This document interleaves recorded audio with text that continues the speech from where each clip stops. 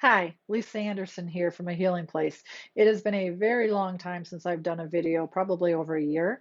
And this video is coming because I'm getting concerned about the level of mom guilt that I am dealing with in my office on a day-to-day basis. It's always been high, but there's definitely an uptick in the level of guilt.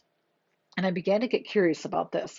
And I know that the pandemic is a huge piece of this. We've taken standards for women, which is already impossible to manage, and added even more on it. Now you have to be a teacher. Now you've got to be the daycare provider. You've got to figure out what happens when schools close down or when things are happening. And this burden tends to fall on moms. Now, I'm referring to moms as any woman who is taking care of children. So if you are a bio mom, adoptive mom, foster mom, a family member, a friend, whoever is in your charge of a caregiver, then that's what I'm referring to. And so I'm going to say some statements that I hear pretty frequently in my office. And if you resonate with these, then you are definitely in the right video. I'm worried I'm blowing it. I can't do it all. When I'm at work, I feel guilty about being at work. When I'm at home, I feel guilty about being home. I'm always feeling guilty. I'm a bad mom. How does she do it? She looks perfect and I look like a failure. My kids are going to hate me. If you've said any of those things to yourself, you're not a bad mom, because bad moms don't worry about being bad moms. And there are bad moms out there. Good moms worry about being bad moms. And there's so much information out there about parenting that it's hard to know, am I doing it right or am I doing it wrong? What I'm going to tell you is all that parenting information is common sense. The second piece of that is take what you like and let go of the rest. If you really want to know how to raise a great child, a really good book to read is Dr. Daniel Siegel's book, Parenting from the Inside Out, which is about really being attuned to your children's emotions and how to really help them become a very healthy, happy adult. And so I'm going to talk about this mom guilt. And I researched it, and then I came across this really interesting study done by Caitlin Collins. It's a small study, so, but it's interesting enough and I think valid enough that it's worth mentioning. And it's this. In the United States of America, we feel a lot more guilt than other Western countries. And part of that is because of all the expectation that we put on the mothers in this country. And so she did some research about this and wanted to find out what this was about. And she said that our society, our economic dependence is on mothers feeling guilty, because we have drank the Kool-Aid, that we are the problem, that somehow we're failing as an individual because this is a very individualistic country, versus looking outward going, maybe I'm not getting the support that I need to do this. So she looked at other Western countries to see why is there such a difference, and there's three things that broke down for her. And the first one is that women get much more support in the workforce in other countries than in the United States. They are able to stay home later.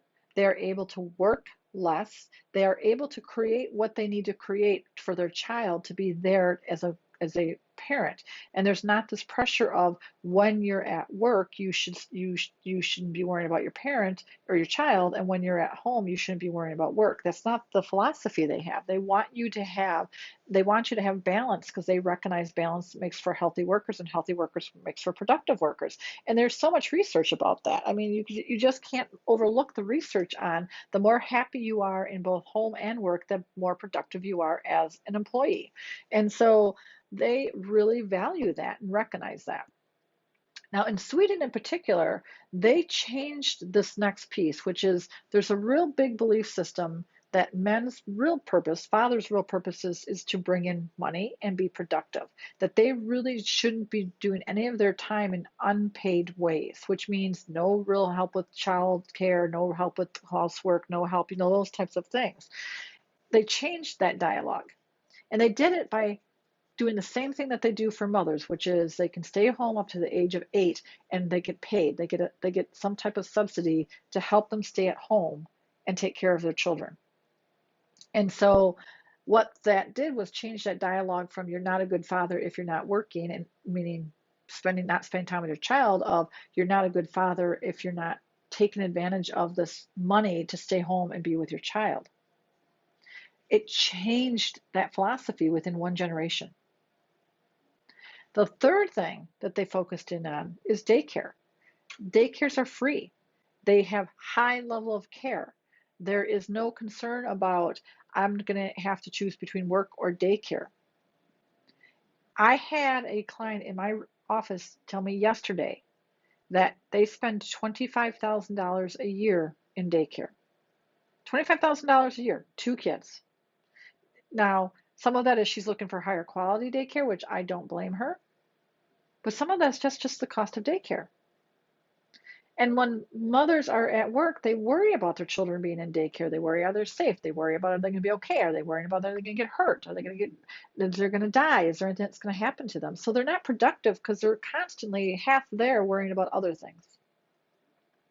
So her point was that until the United States decides to start recognizing that if we want better workers, we need to support them as parents. And we don't want to do that in this country. We are very much about a me country. And the pandemic, again, as I said, demonstrates that. You also have what I don't know is recently a movement of people who are single or don't have children or choose to not have children saying, well, why shouldn't I have those same perks? Why shouldn't I get to do that? And I'm sorry, but that's comparing apples to oranges. You're single, you don't have the same burden.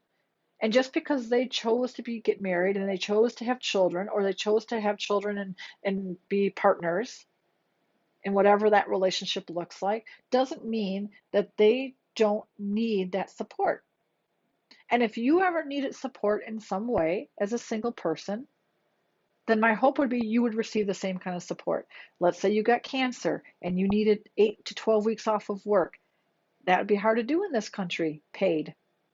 In those other countries, you would have that. Not only would you have that, you would have free insurance. So they do take care of all their citizens. But that's an example of women being pitted against women to continue that patriarchal argument of women, our job is to take care of everybody but themselves. And if you're a woman who chooses to not have children and take care of yourself, the other argument is, well, you're just selfish. So it's really about trying to change that dialogue. And the other final piece of this is this. If you're walking around feeling guilty, I want you to read the definition of guilt. The definition of guilt is to commit a crime or some act that hurts others. You're not committing a crime by being a parent. Let go of this guilt. Start looking outward of how do we help support one another. When you see a mother struggling, instead of judging her or having comments that aren't helpful, go over and help her. And mother that is struggling, let them help you.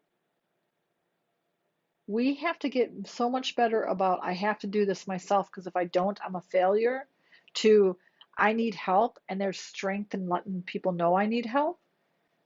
Or we're going to continue to see mother guilt increase. And the final piece about that is if you are parenting from guilt, you are not parenting the best needs of your children. You are parenting to manage your guilt. Which is why the self-help books for parenting have hit high record numbers. Let go of the guilt. Trust your instinct of being a parent. Be attentive and attuned to your children. You will be a fine parent. Get help so you're not doing it all by yourself. If you have a partner who can't or won't help, hire someone to help you. But don't do it by yourself. I hope this helped you understand why we're feeling so much more guilt. There are lots of things you can do to manage that guilt. That can be another video. I will also do a video for dads because I know I can already hear it. We have guilt too, and we have pressures too. I know you do. They're a lot different, but you do have them, so I will do a video for you. I would love to hear your thoughts on this video and anything that you can add to it if you've experienced some of this mom guilt stuff yourself and what you'd like to see change about it. In the meantime, I hope you have a great week, and I will talk to you all very soon.